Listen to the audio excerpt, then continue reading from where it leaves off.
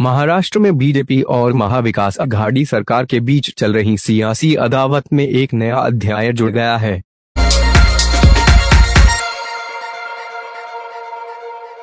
महाराष्ट्र में बीजेपी और महाविकास अघाड़ी सरकार के बीच चल रही सियासी अदावत में एक नया अध्याय जुड़ गया है।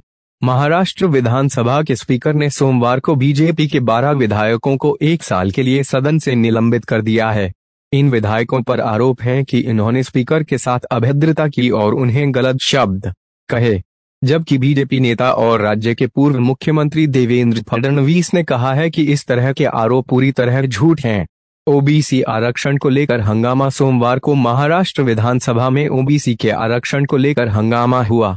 हंगामे के बाद विधानसभा स्पीकर की ओर से यह कार्यवाही की गई। महाराष्ट्र बीजेपी के नेता आशीष शेलार ने कहा है कि ओबीसी के आरक्षण को बचाने के लिए देवेंद्र फडणवीस अपनी बात रख रहे थे, लेकिन उन्हें बात नहीं रखने दी गई। बीजेपी नेताओं ने कहा है कि यह कार्यवाही जनता की हत्या है। लंबे वक्त तक गठबंधन में साथ रहने वाले बीजेपी और शिवसेना के रिश्तों को लेकर देवेंद्र फडणवीस ने रविवार को ही बयान दिया है कि शिवसेना से बीजेपी के मतभेद हो सकते हैं, लेकिन शिवसेना हमारी दुश्मन नहीं है।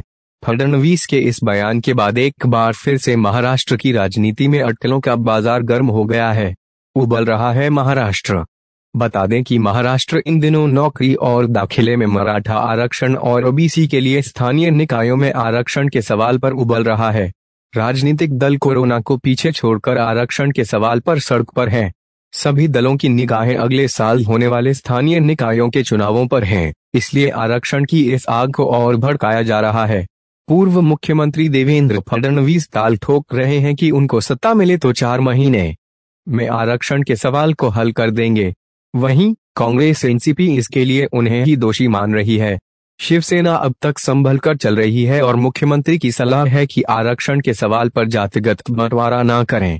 लगातार भिन्न साल 2019 में महाराष्ट्र में जब शिवसेना ने बीजेपी का साथ छोड़कर कांग्रेस और एनसीपी के साथ जाकर सरकार बनाई थी, तब यह सवाल उठा था कि क्या यह सरकार अपना कार्यकाल पूरा कर पाएगी।